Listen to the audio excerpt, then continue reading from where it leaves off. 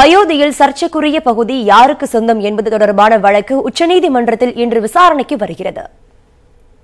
உத்தரப்பிரதேசத்தின் அயோத்தியில் பாபர் மசூதி அமைந்துள்ள இடம் ராமர் பிறந்த இடம் என்ற சர்ச்சை சுமார் 70 ஆண்டுகளுக்கு மேலாக நீடித்து வருகிறது.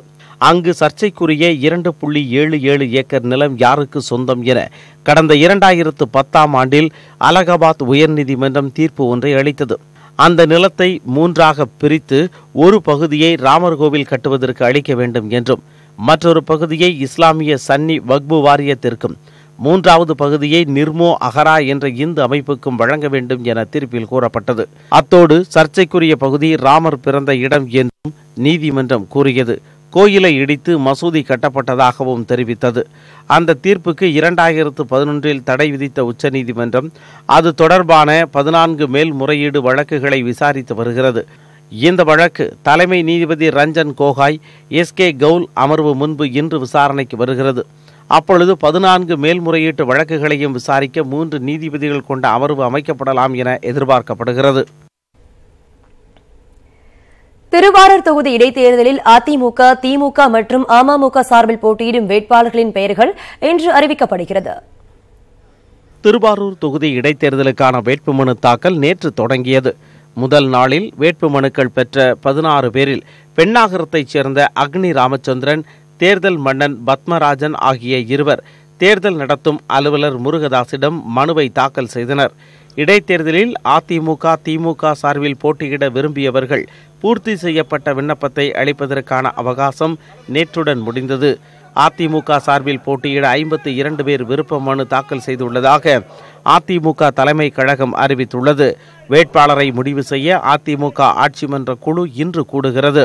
அதேபோல் திமுக சார்பில் 30க்கும் மேற்பட்டோர் விருப்ப மனுக்கள் பெறப்பட்டுள்ளன.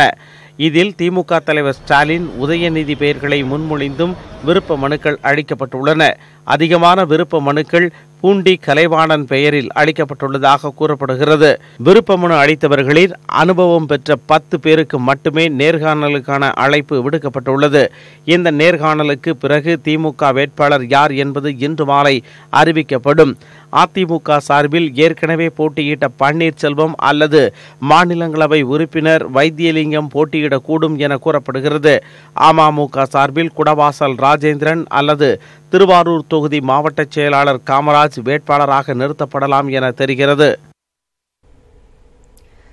விளைநிலங்களில் உயர்மின் அழுத்த கோபுரங்கள் அமைக்கும் திட்டத்துக்கு எதிர்ப்பு தெரிவித்து சென்னையில் போராட்டம் நடத்திய விவசாயிகள் கைது செய்யப்பட்டனர்.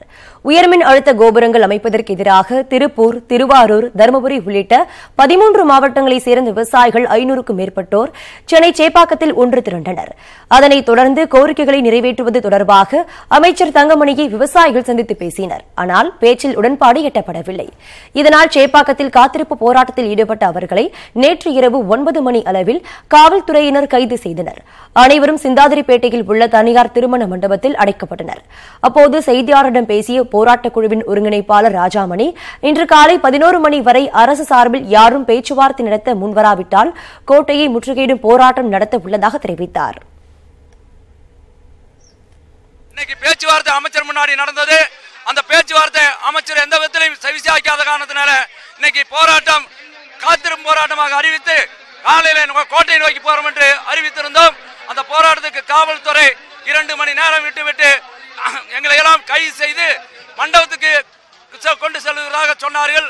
எத்தனை நாளாலும் எங்களுடைய கோரிக்கை முடிவு பெறவரில் முதலமைச்சர் அழைத்து நேரடியாக வந்து இந்த கோரிக்கையை ஏற்றுக்கொள்கிறோம். உயர்மின் கோபுரம் காட்டுக்குள்ள போகாது, கேபிள் தான் போடும் சொல்லவரில் எத்தனை நாளானாலும் மண்டபத்தில் போராட்டம் நடைபெறும். அது கல்யாண மண்டபத்தில் அடைச்சாலும் சரி, இல்ல செயலுக்கே அனுப்பினாலும் இந்த விவசாயிகள் ஓய மாட்டாங்க.